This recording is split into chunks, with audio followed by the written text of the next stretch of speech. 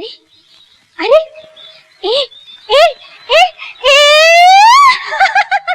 नमस्कार, यादें नई पुरानी में आपका स्वागत है। मैं हूं देवेश वर्मा। इश्क और मोहब्बत की दास्तानों से भला कौन आनंदित नहीं होता, बशर्ते कि उनमें मुख्य भूमिका खुद उनकी ना हो, यानी प्रेम के चक्कर में वे खुद न पड़े हों। रोमांस का रोमांच, उसकी सिहरन, उसकी बल खाती लहरों में गोते लगाने का मजा तो है और जबरदस्त मजा है, मगर उसमें अगर कोई बहमार आ जाए, कहीं कोई झमेला खड़ा हो जाए, तो उससे निपटने की जो चुनौतियां हैं, उसका जो भीषण दर्द है, वो रोमांस से मिलने वाले किसी भी आनंद पर भारी पड़ता है। अपने जीवन की उलझन को कैसे मैं सुलझाऊं।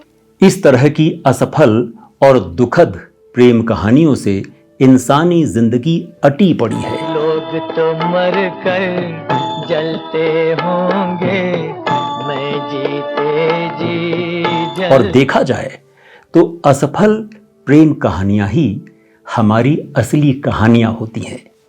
ऐसी ही एक प्रेम कहानी है संजीव कुमार और हेमा मालिनी की।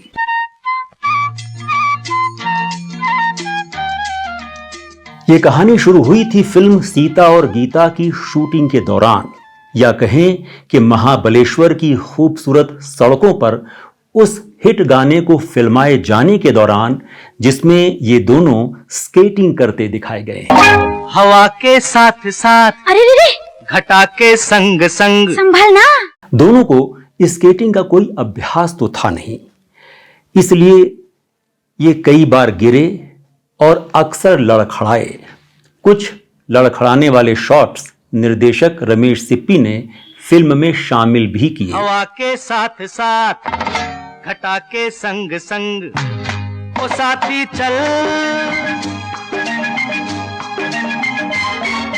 बाद में एक काम चलाऊ ट्रॉली बनवाई गई, जिस पर इन दोनों को खड़ा करके बाकी गाने की शूटिंग शुरू हुई। मुझे लेके साथ चल तू। लेकिन एक पॉइंट पर यह ट्रॉली रस्सी से अलग होकर आजादाना मगर खतरनाक सफर पर चल निकली।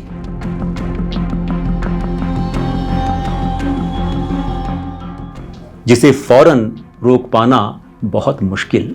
देखते ही देखते ट्रॉली ने रुख कर लिया सड़क की दूसरी तरफ खड़ी चट्टान का, जिसके नीचे गहरी खाई थी। इत्तेफाक से चट्टान से सटे हुए सड़क के इस हिस्से में ढलान अंदर की तरफ थी, जहां पहुंचकर ये दोनों अदाकार ट्रॉली से बाहर गिर पड़े। कुछ खराशें और चोटें तो जरूर आईं, मगर मौत के जबड़ों में समाने से ये दोनों बस बच ही गए। साथी चल।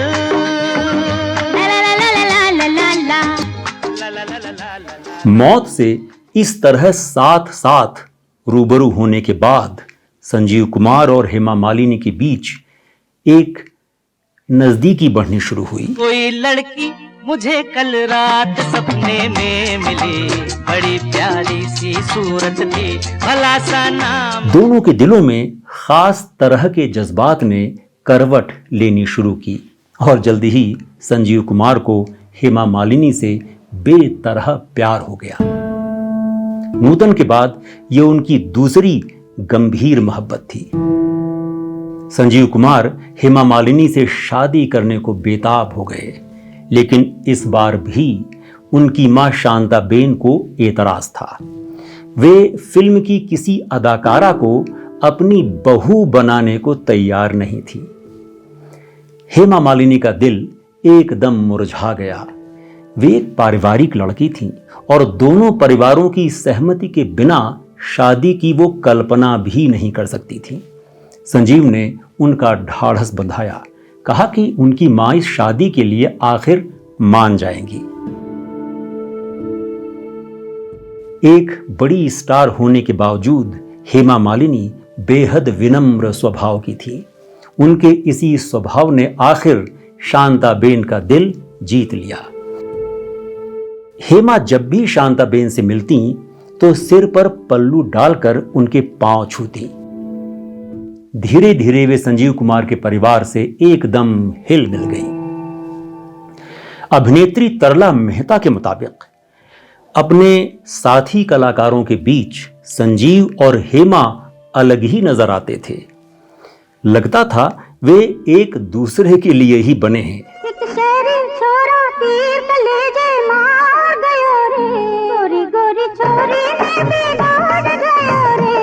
अपने जन्मदिन पर हेमा मालिनी ने शांताबेन को मद्रास से फोन किया और कहा, माताजी, आज मेरा जन्मदिन है, आप मुझे आशीर्वाद दीजिए।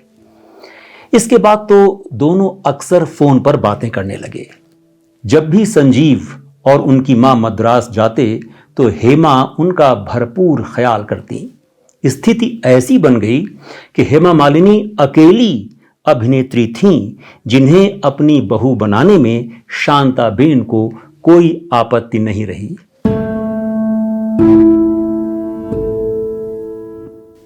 अच्छा, संजीव कुमार जो कैमरे के सामने तो बेधड़क संवाद बोलने में माहिर, मगर निजी जिंदगी में वे थोड़ा शर्मीले थे, अपनी बात खुलकर नहीं रख पाते थे। फिर क्या था, ठीक संप्रेषण या कम्युनिकेशन न हो पाने के कारण उनके और हेमा मालिनी के बीच किसी बात पर गलत फहमी पैदा हो गई। संजीव की बहन गायत्री पटेल ऐसे ही एक मौके को याद करती हैं जब इन दोनों में खटपट हो गई थी और संजीव कुमार ने हेमा से बात करना बंद कर दिया था। गायत्री और उनके पति जब हेमा मालिनी के डांस के कार्यक्रम में जा रहे थे तो संजीव ने जाने से इनकार कर दिया। कार्यक्रम के बाद दुखी हेमा ने गायत्री को फोन करके पूछा कि संजीव किस बात पर नाराज हैं, मगर गायत्री को भी कुछ पता नहीं था क्योंकि संजीव हेमा के साथ अपने रिश्ते के बारे में अपनी बहन से कोई बात नहीं करते थे। ये वक्त वो था जब हेमा और धर्मेंद्र की जोड़ी को दर्शक बहुत पसंद कर रहे थे। शराफत, तुम हसीन मैं जवान, राजा जानी और जुगनू जैसी फिल्मों के बाद तो लोगों को लगा कि असली जीवन में भी इन दोनों के बीच मामला रोमांस का है। प्यार के इस खेल में दो दिलों के मेल में। उधर संजीव कुमार अनहोनी, मनचली और अपने रंग हजार जैसी फिल्मों में लीना चंद्रावरकर के साथ काम कर रहे थे, जिसके कारण इन दोनों के तथाकथित अफेयर की भी अफवाह गर्म हो गई। ओ मन चली कहाँ चली, ओ मन चली कहाँ चली। लीना चंद्रावरकर ने इन अफवाहों को हंसी में उड़ाते हुए कहा कि जब भी संजीव रोमांटिक सीन करते तो हमेशा उनकी टांग खींचते और कहते कि ये सीन मैं हेमा के साथ करता तो इसका मजा ही कुछ और होता। जवाब में लीना कहती कि बेटा देखते रहो सपना, देखते रहो। साथ ही ये भी कहती कि अगर संजीव की जगह उनके साथ धर्मेंद्र होते तो उसका भी मजा कुछ और होता। उनकी ये हंसी ठिठोल भरी महफिल में सबके सामने होती। देख देख मुझसे न शर्मा, एक एक एक मैं हूँ एक भौरा, ओ और तू कली। अंततः संजीव कुमार का परिवार हेमा का हाथ मांगने मद्रास गया। हेमा मालिनी की मां जया चक्रवर्ती संजीव कुमार के परिवार से मिलकर बहुत खुश। दोनों परिवारों के बीच जो सांस्कृतिक भिन्नता थी वो तो कहीं आड़े नहीं आई, मगर हेमा मालिनी के फिल्म करियर ने समस्या खड़ी कर दी।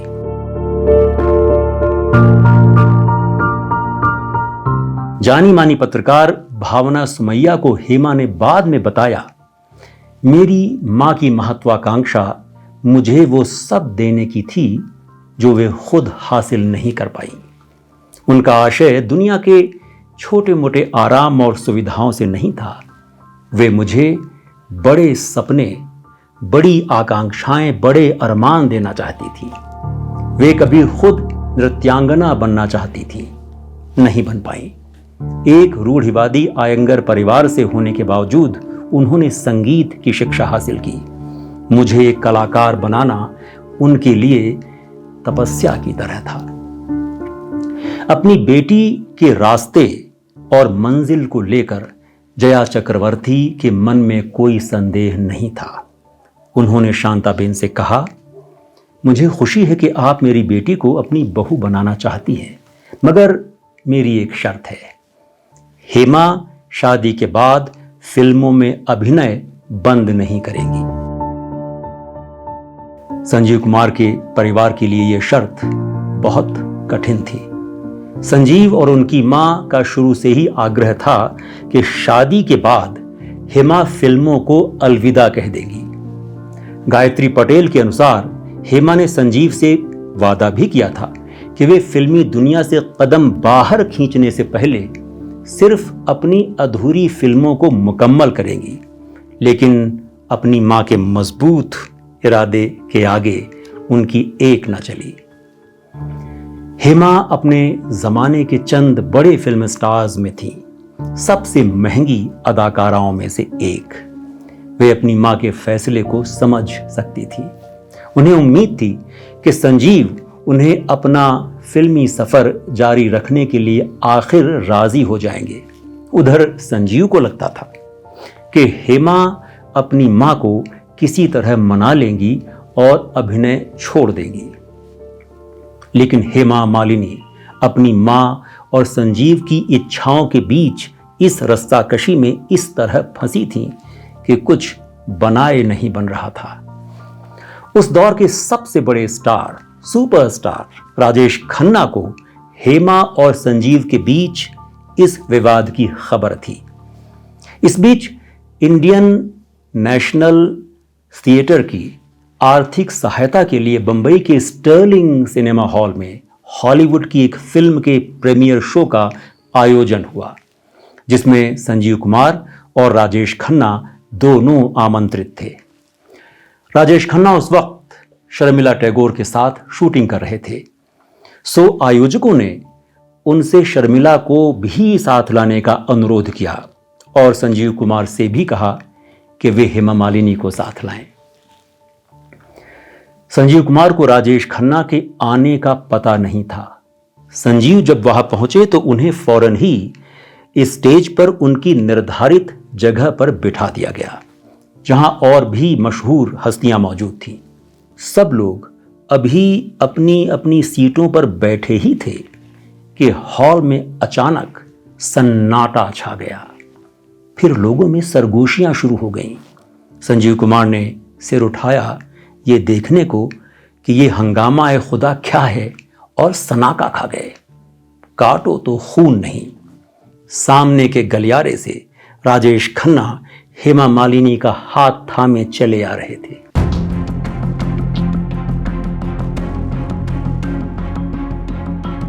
फिर दोनों सिनेमा हॉल की सबसे आगे की पंक्ति में जाकर बैठ गए।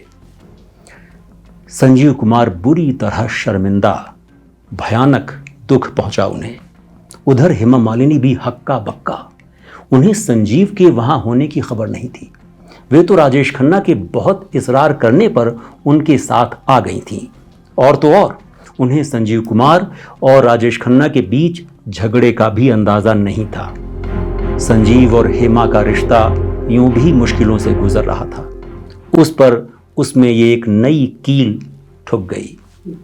संजीव के दोस्तों ने उन्हें समझाया कि ऐसा राजेश ने जानबूझकर किया है, हेमा निर्दोष है।